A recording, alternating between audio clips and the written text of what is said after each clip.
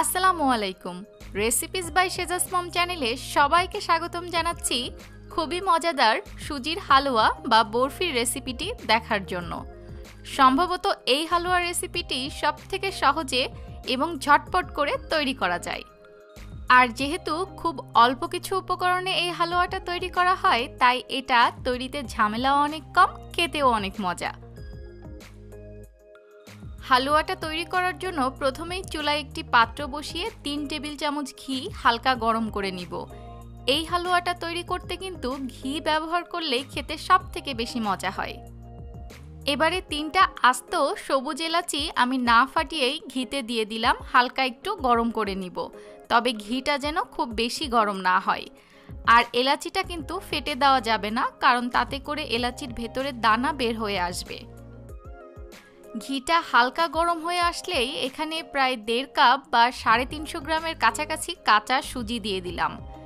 এই সুজিটাকে এবার ঘিয়ের সাথে হালকা করে ভেজে নিতে হবে, চুলার জালটা খুবই লোতে রেখে। চুলার জালটা বেশি থাকলে কিন্তু সুজিটা একটু বেশি ব্রাউন হয়ে যাবে, সেক্ষেত্রে বরফির কালারটাও কিন্তু বেশ খানিকটা কালচে কালচে মনে হবে। তাই চুলার জালটা বেশ লোতে রেখেই ঘিয়ের সাথে সুজিটাকে ভেজে নিতে হবে, সুজিটা বেশ খানিকটা ঝরঝরে হয়ে আসা পর্যন্ত। বাজারে বেশ অনেক ধরনেরই মোটা কিংবা চিকন দানার সুজি কিনতে পাওয়া যায়। সুজি ভাজতে সময়টা সুজির বিভিন্ন ধরনের কোয়ালিটির উপর নির্ভর করে একটু কম বেশি লাগবে।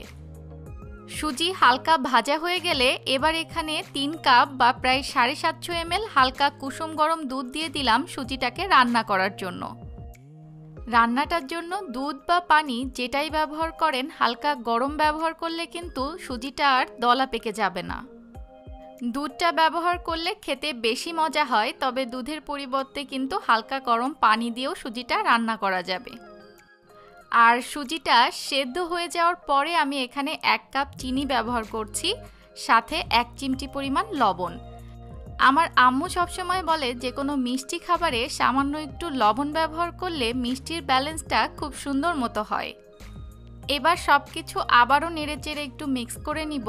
আর চুলার জালটা কিন্তু মিডিয়াম লোতে আছে।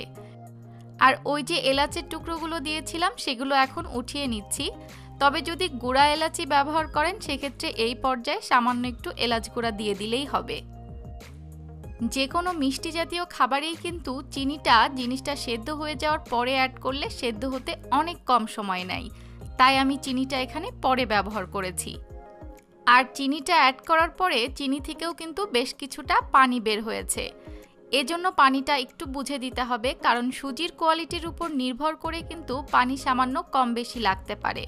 তবে পরবর্তীতে শেষের দিকেও যদি সুজিটা সেদ্ধ না হয় সেক্ষেত্রে হালকা গরম পানি আবারও অ্যাড করা যাবে। প্রায় শেষের দিকে এখানে আরও 2 টেবিল চামচ ঘি অ্যাড করছি। শেষের দিকে ঘিটা দিয়ে একটু নেড়েচেড়ে নামিয়ে নিলে কিন্তু ঘিয়ের ফ্লেভারটা খুব ভালো মতো পাওয়া যায়। যদি এটাকে হালুয়া হিসেবেই খেতে চান তাহলে এরকম পর্যায়ে একটু নরম নরম থাকতেই নামিয়ে নিতে হবে। তবে আজকে যেহেতু আমি এটাকে দিয়ে বরফি বানাবো, তাই এটাকে আরও একটু টাইট করে নিব। মিডিয়াম লো হিটেই আরও একটু নাড়তে নাড়তে যখন প্যানের গা থেকে সুজির হালুয়াটা এভাবে ছেড়ে উঠে আসছে, তখনই বুঝতে হবে এটা বরফি তৈরির জন্য একদম রেডি। যে পাত্রে বরফিটাকে সেট করব রান্না হয়ে যাওয়ার সঙ্গে সঙ্গে সে পাত্রে নামিয়ে সেট করে নিতে হবে। আর গরম থাকতে থাকতে সেট করলে কিন্তু এটাকে খুব সুন্দর করে সেট করা যায়। ঠান্ডা হওয়ার আগেই উপর থেকে কিছুটা পছন্দ মতো বাদাম কুচি দিয়ে সেগুলোকে একটু চেপে চেপে বসিয়ে নিয়েছি। এবার এটাকে বাইরে রেখে সম্পূর্ণ ঠান্ডা করে নিয়ে তারপর পছন্দ মতো আকারে কেটে নিব। চাইলে বিভিন্ন সাচের ডাইসে বসিয়েও কিন্তু নানান রকম ডিজাইনে এই বরফিটা তৈরি করা যায়। ঘিয়ে ভাজা সুজির এই বরফিটা বাইরে রেখেই প্রায় 2 দিনের মতো খাওয়া যায়। তবে নর্মাল ফ্রিজে রেখে কিন্তু 8-10 দিনও এটাকে সংরক্ষণ করা যাবে। আমার আজকের এই রেসিপিটা কেমন লাগলো অবশ্যই কমেন্টস করে জানাবেন। ভালো লাগলে একটি লাইক দিবেন, কারণ আপনাদের লাইক এবং কমেন্টস আমাকে অনেক উৎসাহ দেয়। আজকে এখানেই বিদায় নিচ্ছি। ভালো থাকবেন সবাই। আল্লাহ হাফেজ।